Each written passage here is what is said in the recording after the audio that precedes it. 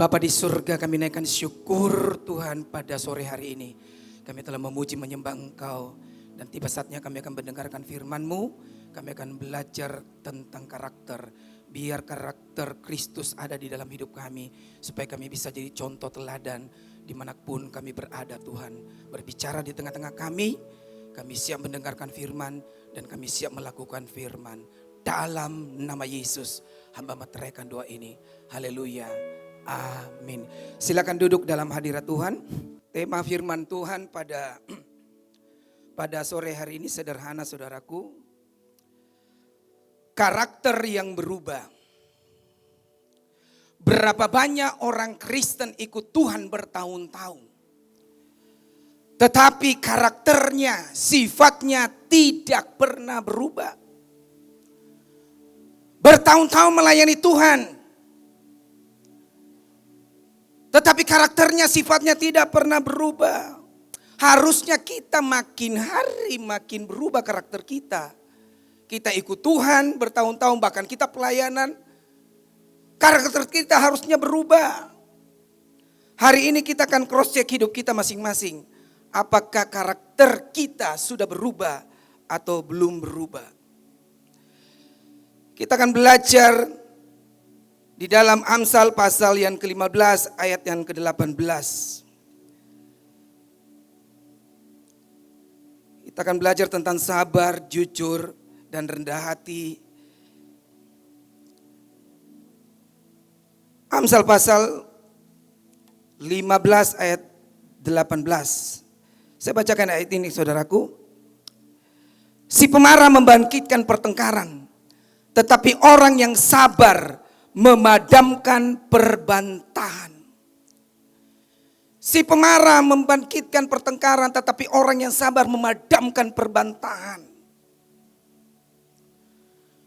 Berapa banyak orang Kristen dikit-dikit marah, dikit-dikit tersinggung, dikit-dikit bentak orang, dikit-dikit maki orang. Banyak orang Kristen tidak berubah hidupnya. Harusnya kita kan orang Kristen sabar. Banyak orang Kristen tidak bisa mengendalikan emosinya. Suatu kali saudaraku, saya berjumpa dengan satu teman pengusaha. Lalu dia cerita seperti ini. Pak Beni tahu, baru-baru ini saya berurusan dengan polisi. Saya kaget saudaraku. Lalu dia cerita, tetangga saya pada waktu itu bertengkar masalah sepele dengan kakaknya. Bertengkar dengan masalah sepele, berdebat, ribut. Ketika terjadi seperti itu, teman saya ini pengusaha ini saudaraku, dia tidak bisa menengkang emosinya. Dia langsung naik darah saudaraku. Dia langsung marah. Dia datangi tetangganya, langsung dia kasih pukulan Mike Tyson saudaraku. Pak. Langsung tetangganya langsung jatuh. Tidak berdaya. Dengan bangganya dia cerita sama saya, Pak Beni, saya pukul, saya tidak kasih kesempatan dia memukul. Saya hantam, pak. Sampai dia tergeletak jatuh.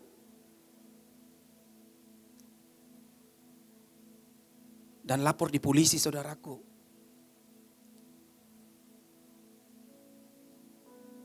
Pelayanan di gereja. Aktif di gereja teman saya, tetapi karakternya tidak pernah berubah. Emosinya tinggi, tidak sabar, tidak menguasai hidupnya. Belum berubah karakternya ikut Tuhan. Suatu kali kami mau diundang di pelayanan di Korea. Pada waktu itu teman saya, 2 orang hamba Tuhan, dia katakan begini. Ko Beni, sebelum kita ke Korea, kita ada undangan ke Manado untuk seminar dengan KKR. Saya bilang sama teman saya, kamu aja berdua pergi, enggak usah saya. Saya tidak selamanya bisa keluar Makassar. Kamu aja ke sana pelayanan berdua. Lalu mereka berdua saudaraku berangkat ke Manado untuk pelayanan. Pada waktu pelayanan, seminarnya sepi saudaraku yang datang. KKR-nya juga gagal, sepian datang.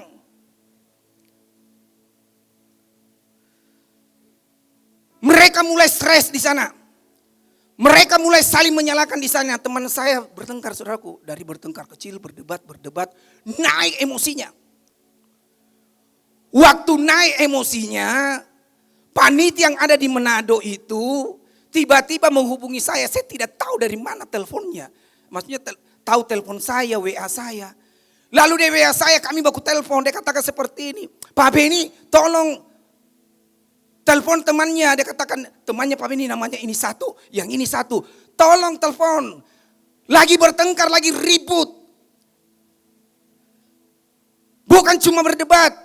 Dan dia katakan yang satu itu saking marahnya saudaraku. Dia sudah ambil garpu. Dia mau tusuk temannya yang satu. Bayangkan hamba Tuhan. Wow, saya angkat telepon, saya tanya. Jangan begitu. Jangan bikin malu Tuhan, tidak apa-apa.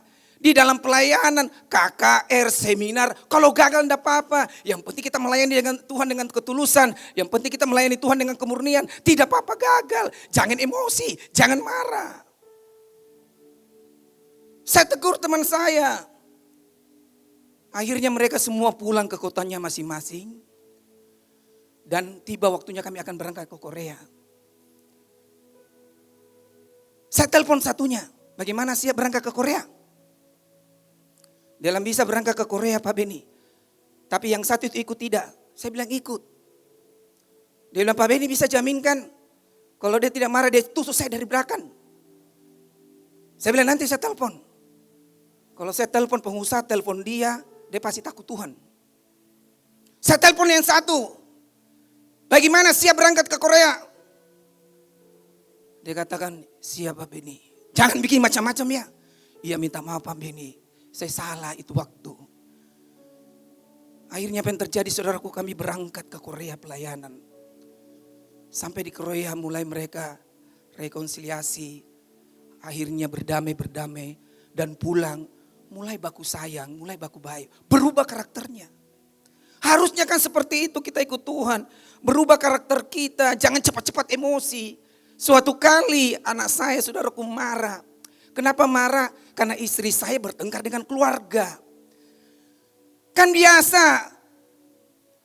Kalau keluarga bertengkar, istri saya lagi bertengkar dengan keluarga. Lalu keluarga itu saudaraku dia masukkan di medsos. Yang dia permasalahkan bukan istri saya, dia bertengkar sama istri saya. Saya saudaraku dia ganggu di medsos. Saya dibully di medsos. Apa itu hamba Tuhan begini. Bukan saya. Anak saya baca, anak saya tahu, saya tidak main medsos. Saudara tahu, ya namanya anak muda langsung emosi. Dia datangi rumahnya saudaraku, dia datangi rumahnya, ada di depan rumahnya.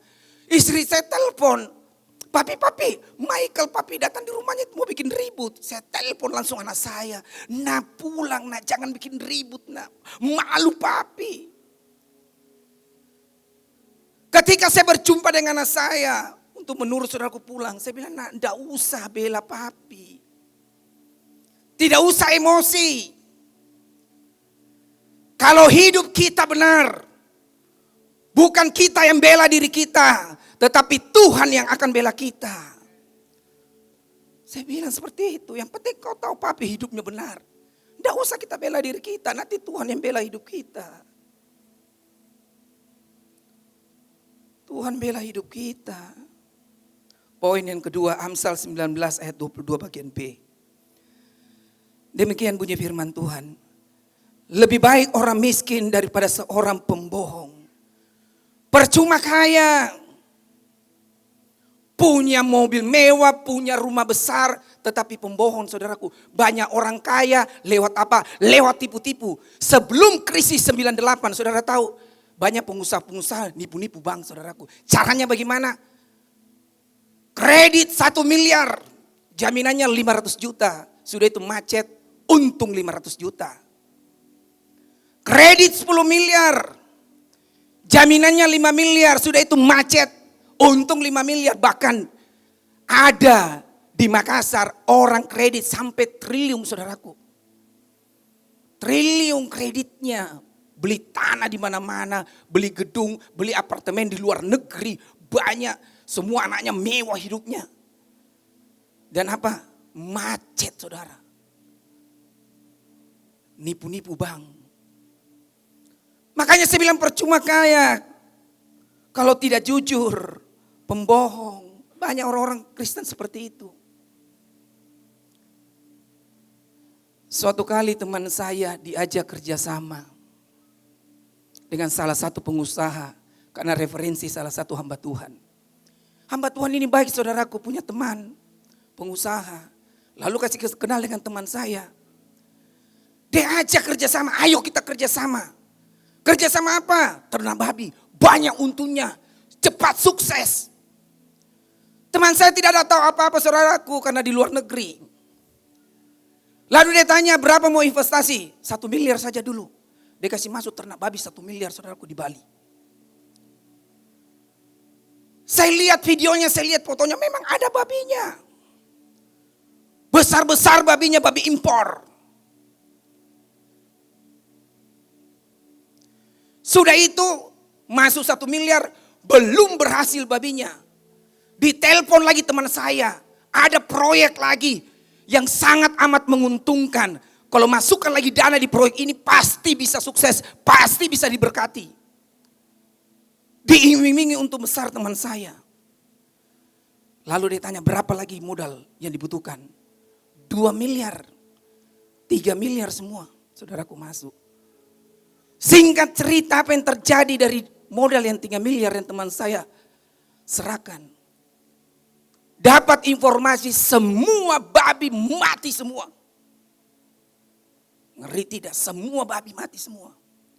Lalu saya tanya dia bagaimana yang 2 miliar? Langsung dia bilang iya itu yang pegang uang.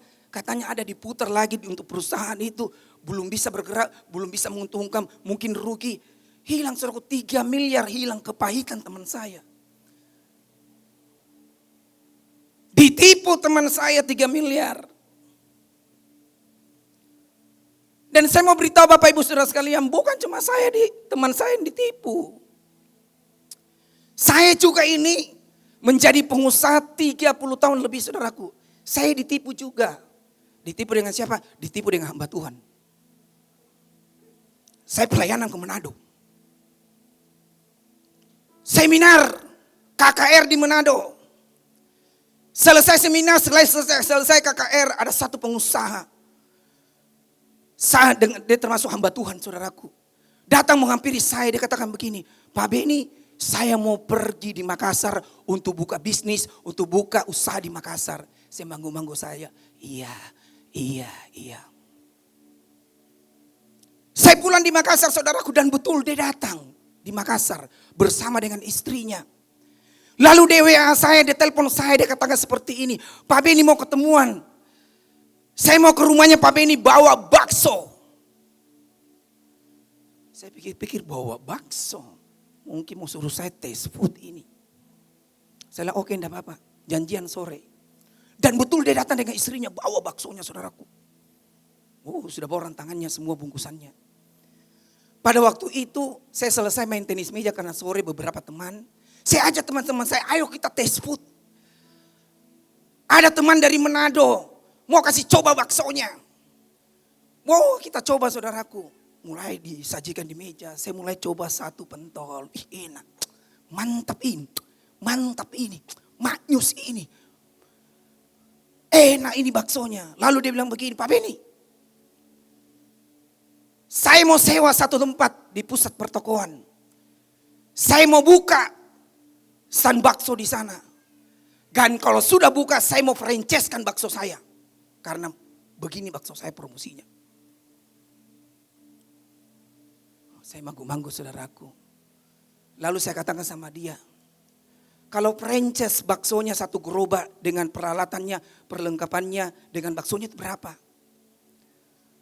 Dia bilang 15 juta. Kita tertarik, saudaraku, enak baksonya. Cuma 15 juta. Lalu kemanakan saya ambil satu paket. Teman saya ambil satu paket juga. Saya ambil 5 paket. Kenapa saya ambil 5 paket? Prinsip saya seperti gini. Saya mau bantu teman-teman yang tidak punya usaha. Atau hamba-hamba Tuhan. penginjil-penginjil yang tidak punya usaha, saya kasih saudaraku satu orang satu paket supaya dia bisa berusaha, bisa diberkati. Enak baksonya. Akhirnya apa yang terjadi? 7 paket ambil, semua sudah bayar. Lalu kemanakan saya dulu yang dapat jatah? Dapat jatah gerobak, dapat jatah bakso. Mulai buka saudaraku. Pertama enak, rame, banyak orang makan. Wow, luar biasa banyak orang makan. Tetapi tidak lama kemudian sepi-sepi. Langsung saya tanya kemanakan saya, kenapa? Iya, berubah rasanya. Berubah rasa baksonya yang tadinya enak jadi tidak enak. Langsung saya telepon ini, hamba Tuhan. Saya bilang, bagaimana ini bakso? Kenapa bisa berubah? Kenapa bisa tidak laku? Saudara tahu jawabannya apa? Minta maaf Pak Beni. Dulu itu bakso yang enak itu racikannya teman di Manado. Bukan racikan saya. Sekarang ini saya racik sendiri. Dalam hati saya piti racik-racik ini sembarang. Sembarangan ini racik-racik ini. Tipu-tipu kita. Akhirnya saudaraku sampai hari ini 6 paket itu 6 paket. Tidak. Kami rugi semua. Kalau tahun baru Natal. DWA saya, selamat Natal Pak Beni, selamat tahun baru Pak Beni, tapi tidak pernah singgung-singgung utangnya. Kurang ajar tidak saudaraku. Kan harusnya kalau ada utang, ya tetap bisa bilang nanti saya bayar kalau saya punya uang. Saya ditipu. Dan bukan cuma saya ditipu saudaraku, berapa minggu baru-baru ini. Teman hamba Tuhan. Tiba-tiba masuk WA-nya ke saya. Dalam Pak Beni mau bicara, saya tahu penting. Hamba Tuhan ini hamba Tuhan pinggiran saudaraku. Hamba Tuhan susah juga. Lalu saya telepon hamba Tuhan ini. Dia katakan seperti ini, Pak Beni, saya punya masalah besar.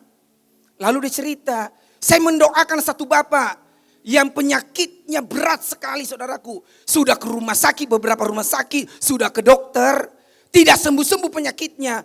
Lalu teman saya ini diundang dengan istrinya untuk berdoa bagi bapak ini. Datang teman saya berdoa, minta kuasa Tuhan, minta urapan Tuhan, minta mujizat Tuhan. Dan apa yang terjadi? Tuhan lepaskan mujizat, Tuhan lepaskan urapan bagi bapak ini pada waktu didoakan. Sembuh total.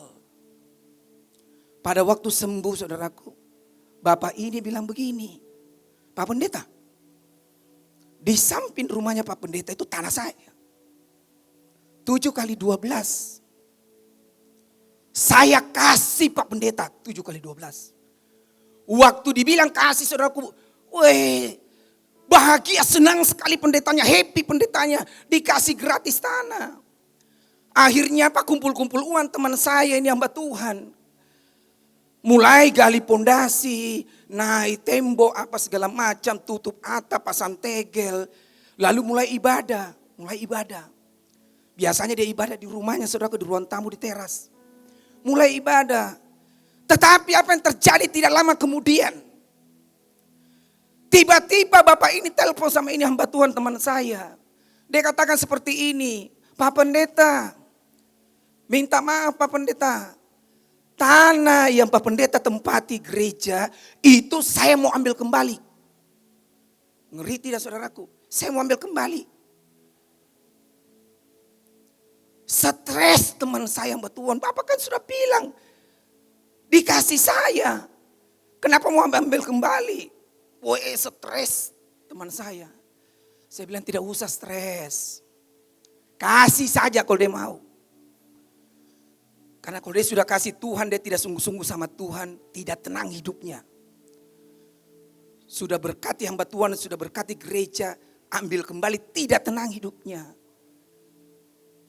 Saya pernah diperlakukan begitu, saudara. Kami beli resort, 3 sertifikat. Keren sekali pasir putih, saudaraku, danau. Nyambung dengan danau Poso. Saya beli 3 sertifikat pada waktu itu, saya tidak tahu bilang 3 sertifikat saudara. Saya bermalam di situ dengan tim.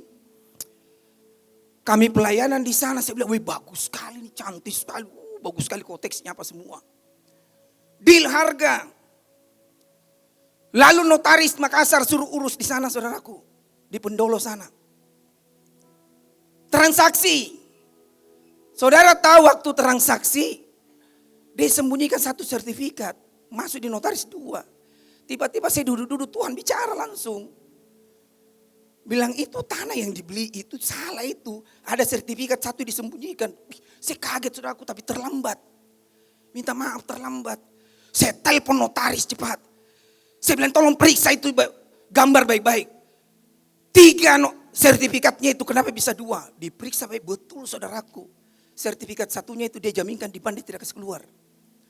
Woi berdebat. Karena kami suruh pengelola pendeta di sana. Pendeta yang kelola resort itu bilang Pak Beni kita lapor polisi. Ini sudah kurang ngajar dia tipu kita. Saya bilang enggak usah Pak Pendeta, enggak usah. Itu kan asetnya Tuhan. Uangnya Tuhan dipakai beli, asetnya Tuhan. Tidak usah. Kalau dia mau ambil itu tanah ambil. Tetapi hidupnya tidak akan tenang. Saudara tahu apa yang terjadi? Berapa bulan kemudian, minta maaf, meninggal dunia itu yang tidak kasih sertifikat satu. Saya cuma bilang kepada jemaat di tempat ini. Kalau engkau sudah memberikan kepada Tuhan, berikanlah dengan ketulusan. Jangan pernah singgung perpuluhanmu, jangan pernah singgung persembahanmu. Tuhan tidak pernah berutang. Tuhan tidak pernah berutang saudaraku. Banyak orang suka tipu-tipu. Poin yang terakhir.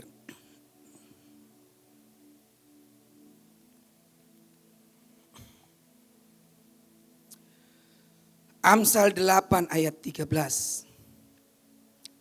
Takut akan Tuhan ialah membenci kejahatan. Aku benci kepada kesombongan, kekecongkakan, tingkah laku yang jahat dan mulut penuh tipu muslihat. Saya garis bawahi kata aku benci kepada kesombongan. Tuhan itu paling benci kesombongan saudaraku. Orang yang sombong itu lawannya Tuhan, bukan cuma manusia, lawannya Tuhan. Tuhan paling benci kesombongan.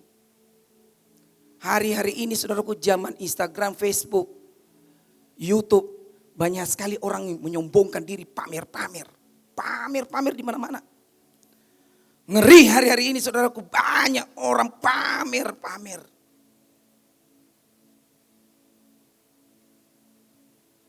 Suatu kali saya melihat ada pengusaha saudaraku. Dia bikin video, foto, taruh meja. Sudah itu taruh uang, tumpuk uang 100.000 banyak sekali. Sudah itu foto di sampingnya saudaraku. Foto di sampingnya, share. Saya pikir-pikir kalau uangnya sendiri masih mending.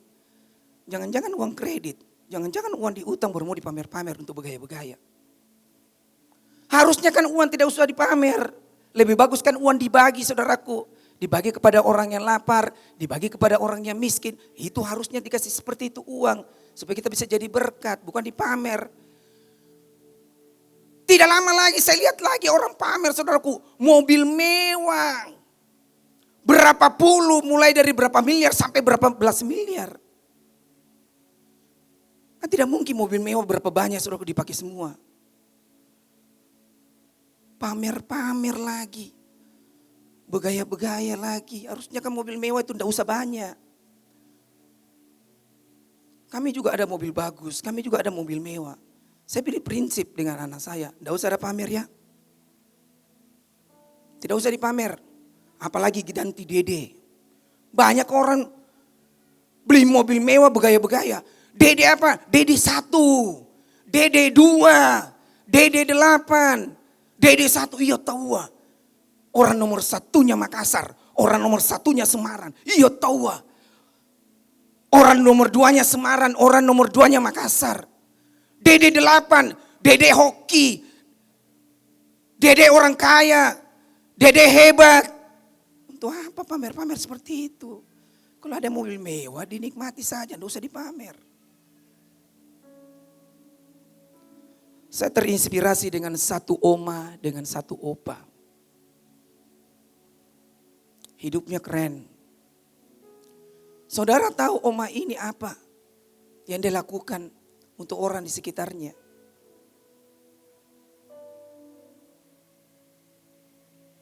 Oma ini karena dia lihat di sekitarnya banyak orang-orang miskin, tidak punya uang untuk beli makanan. Dia buka rumah makan gratis, saudaraku. Lalu dia mulai jual satu rumahnya. Beri makan di kotanya, makan gratis. Berbulan-bulan, bertahun-tahun. Kasih makan gratis. Sudah itu, karena tidak ada usahanya Oma, dia jual lagi rumahnya yang kedua.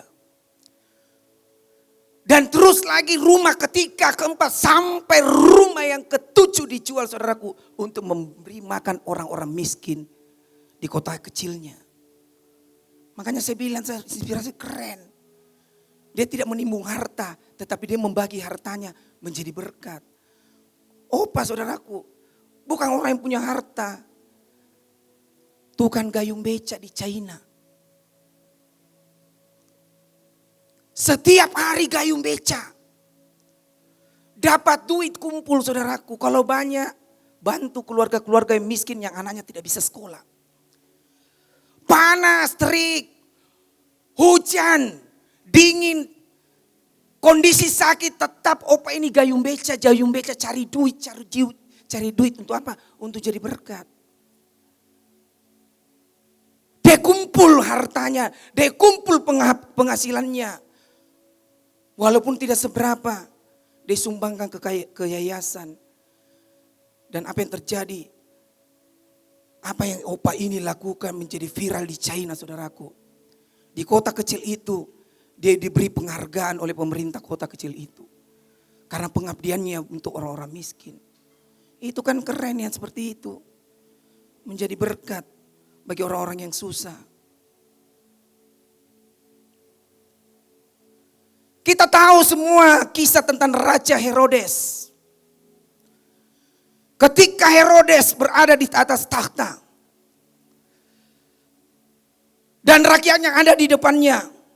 Dia mulai berpidato pada waktu itu. Alkitab berkata. Dan rakyatnya berkata apa? Ini suara Tuhan, ini suara Allah, ini suara Tuhan. Dengan sombongnya Herodes berpidato di hadapan Allah. Dia tidak memberi hormat kepada Tuhan. Dia tidak memberi hormat kepada Allah. Alkitab mencatat apa? Dan seketika itu juga Herodes ditampar malaikat Tuhan. Karena ia tidak memberi hormat. Ia mati dimakan cacing-cacing, saudaraku.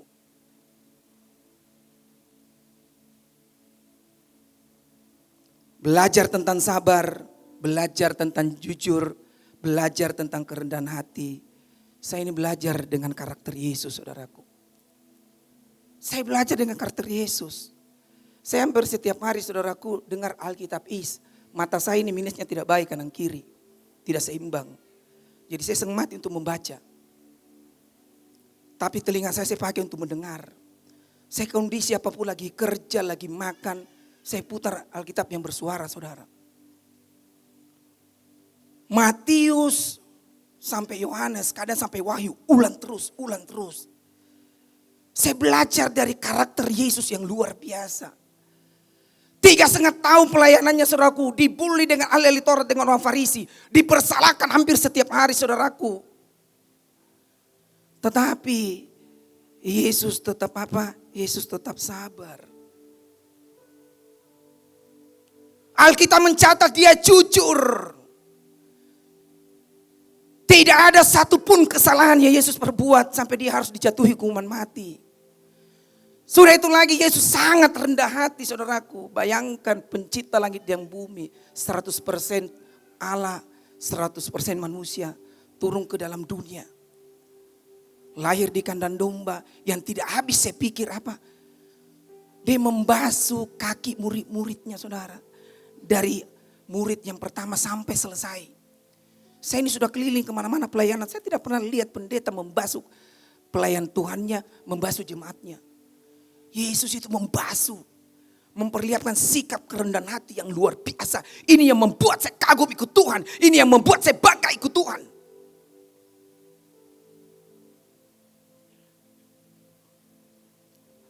Saya tutup dengan satu ayat, saudaraku. Saya minta musik persiapan satu pujian. Bapa sentuh hatiku. Ayat ini jalan dikhotbahkan pendeta-pendeta. Tapi ayat ini saya senang sekali saudaraku. Dan saya belajar apa yang dilakukan Yesus, saya mau belajar dalam hidup saya. Yohanes pasal 8 ayat 46 bagian A. Saya bangga ayat ini bisa diblokmar ayat ini. Ayat ini berkata, Yesus menantang ahli Taurat dengan orang-orang Farisi. Dia katakan seperti ini, siapakah di antara kamu yang dapat membuktikan bahwa aku berbuat dosa? Dia tantang semua, siapa yang bisa membuktikan bahwa aku berbuat dosa? Pernyataan ini, statement ini tidak ada satupun pemuka agama. Tidak ada satupun nabi, tidak ada satupun raja, tidak ada satupun presiden yang berani berkata seperti ini saudaraku. Siapakah di antara kamu yang bisa membuktikan bahwa aku berbuat salah? Artinya apa? Kehidupan Yesus menjadi teladan yang sempurna bagi setiap hidup kita. Kita nyanyikan pujian ini saudaraku.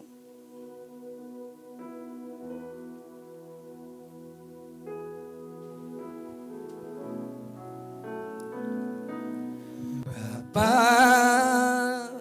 sentuh hatiku, ubah hidupku menjadi yang baru, bagai emas yang murni.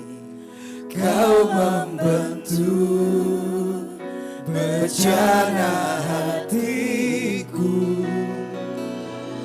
Bapa, ajarku mengerti sebuah kasih yang selalu memberi, bagai air mengalir yang tiada pernah berhenti. Dari awal betapa ku mencintai, ku mencintai segala yang telah terjadi.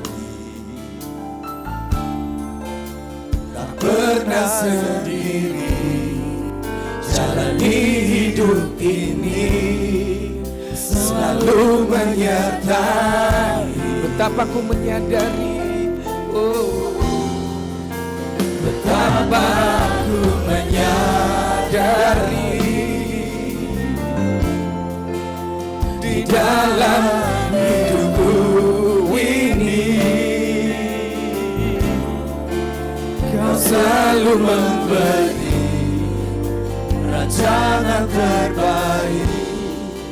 Oleh karena kasih,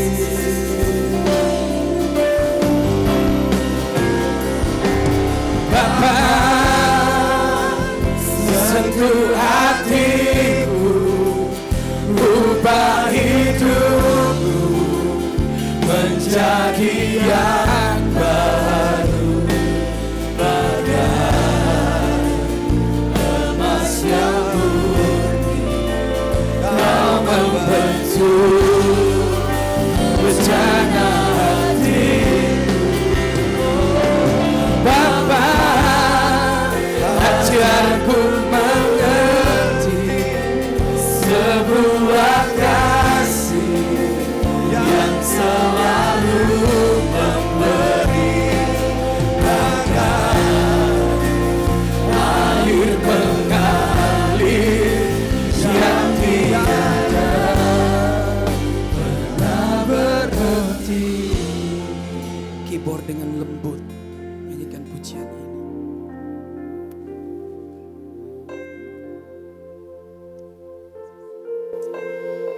Bapak Ibu yang dikasihi Tuhan, beberapa tahun yang lalu kami mengalami musibah. Satu kali saudaraku, manajer kami kecelakaan di jalan. Tabrakan besar. Pimpinan toko kami dilarikan di rumah sakit. Dan mulai dilakukan pertolongan, saudaraku, masuk ruang operasi. Apa yang terjadi? Operasinya gagal. Manajer kami meninggal dunia. Seluruh tim kami berduka karena kami kehilangan tim satu, saudaraku. Salah satu manajer kami. Kami sedih semua. Apa yang terjadi setelah itu? Ada satu toko yang bersaing dengan kami. Dia cerita di mana-mana, saudaraku. Hal yang buruk tentang toko kami, usaha kami. Dia katakan apa? Usahanya Pak Beni itu, bisnisnya Pak Beni itu pakai pelaris, makanya kena tumbal.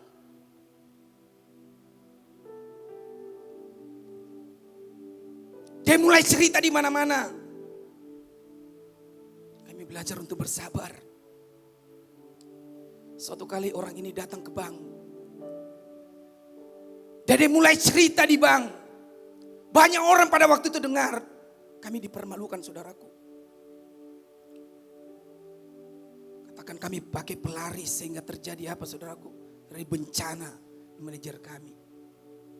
Pada waktu dia sedang cerita pada waktu itu. Kakak saya ada di bank itu, saudaraku. Dia dengar semua perbincangannya dengan orang-orang di situ. Marah kakak saya langsung. Kenapa? Karena kakak saya tahu hidup saya. Tahu hidup kami. Tahu bisnis kami. Kami bisnis dengan sungguh-sungguh. Kami diberkati karena Tuhan. Marah besar kakak saya berkelahi di bank sama orang itu. Dia tunjuk-tunjuki orang itu, jangan kau sembarang bicara. Adik saya tidak seperti itu. Adik saya takut Tuhan. Adik saya pelayanan. Hidupnya benar. Jangan sembarang bicara.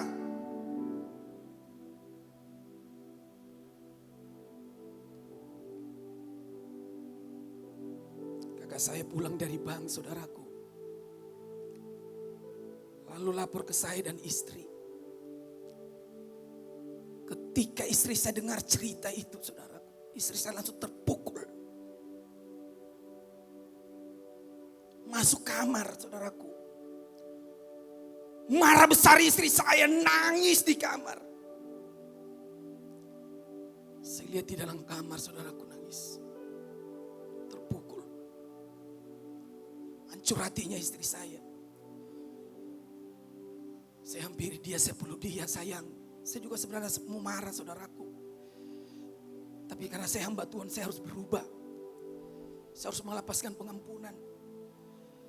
Saya ajari istri saya bilang, sayang, lepaskan pengampunan. Kita doakan dia, karena kalau kita tidak doakan dia bahaya, saudaraku. Karena dia mengusir hamba Tuhan yang durapi. Orang-orang yang hidupnya benar. Kami tahu kami pasti dibela Tuhan. Saya perlu istri saya, sayang, kita berdoa sama dia. Biar tokonya diberkati. Jangan ada hal-hal yang berbahaya yang terjadi dalam hidupnya. Kami berdoa nangis sama-sama, saudaraku. Saya yakin dan percaya kita yang hadir di tempat ini, kita juga sering kali dibully orang, difitnah orang. Dipersalahkan orang. Saya tahu tidak mudah mengampuni, saudaraku.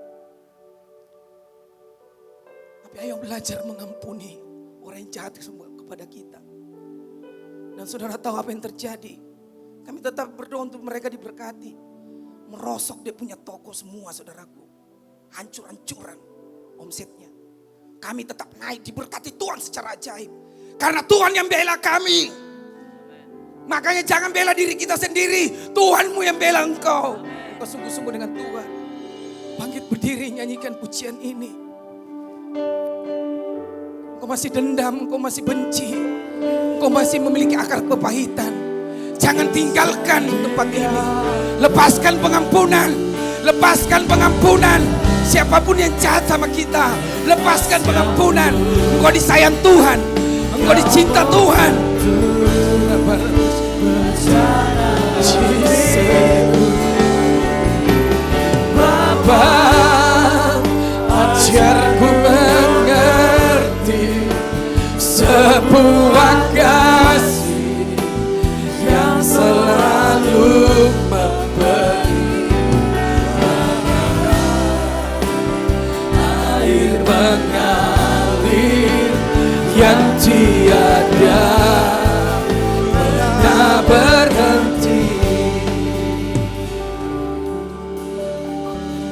musik nyanyikan pujian ini. Saya beri kesempatan saudara beberapa detik. Hampiri Tuhan. Banyak yang memiliki hati yang luka hari ini. Kau ditipu orang. Kau dipermalukan orang. Kau diremehkan orang. Kau dibully orang. Kau difitnah orang. Waktunya beberapa detik ini bicara sama Tuhan. Saya yakin dan percaya kalau terjadi pemulihan dalam hidup kita, karakter kita. Sebelum saya naik mimbar, Tuhan bicara saudaraku. Sampaikan kepada umatku. Lepaskan pengampunan hidup benar. Ketika kita belajar untuk taat, Tuhan bilang, saya akan memberkati umatku. Saya akan mendemonstrasikan kuasa bagi umatku. Kalau umatku lakukan firman, umatku hidupi firman, tanda-tanda ajaib, mujizat akan dilepaskan bagi umatku. Hari ini mungkin kau tidak lihat pertolongan tangan Tuhan. Tapi nanti kau akan lihat kuasa Tuhan. Kau rasakan pertolongan Tuhan. Bahkan mujizat Tuhan yang kau rasakan dalam hidupmu. Pekerjaanmu, bisnismu, keluargamu, pelayananmu akan diberkati Tuhan. Jesus.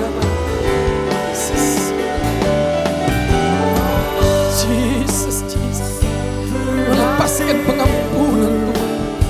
Kami melepaskan pengampunan. Kami mengampuni Tuhan. Rubah hidup kami. Rubah karakter kami. Jesus.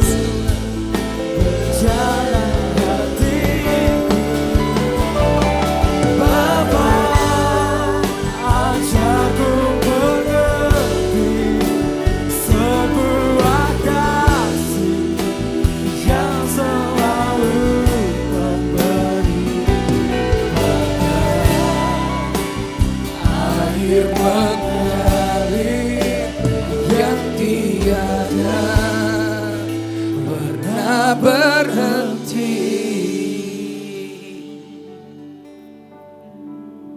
Malam ini malam terakhir hamba-Mu ada di kota ini Tuhan. Izinkan hamba-Mu melepaskan berkat dari mimbar ini Tuhan. Untuk semua umat-Mu, terutama yang ada di gereja ini. Hamba minta Tuhan, langit terbuka, kuasa Tuhan turun pada saat ini juga. Hamba minta Tuhan, hamba pegang kuasa-Mu, hamba pegang urapan-Mu, hamba pegang hikmat-Mu, hamba pegang berkat-Mu, hamba lepaskan bagi umat-Mu. Dalam nama Yesus, Engkau terima berkat Tuhan, Engkau terima urapan Tuhan, Engkau terima hikmat Tuhan, Engkau terima berkat Tuhan. Malam hari ini sampai Maranatha, Tuhan Yesus datang kedua kali. Apapun yang kau sentuh dengan tangan-Mu, diberkati pekerjaan-Mu, diberkati usaha-Mu, diberkati bisnis-Mu, keluarga-Mu diberkati Tuhan. Dalam nama Yesus terima, dalam nama Yesus terima, dalam nama Yesus terima, dalam nama Yesus terima. Terima kuasa Tuhan, terima semua yang baik dari Tuhan, terima semua mujizat Tuhan dalam nama Yesus.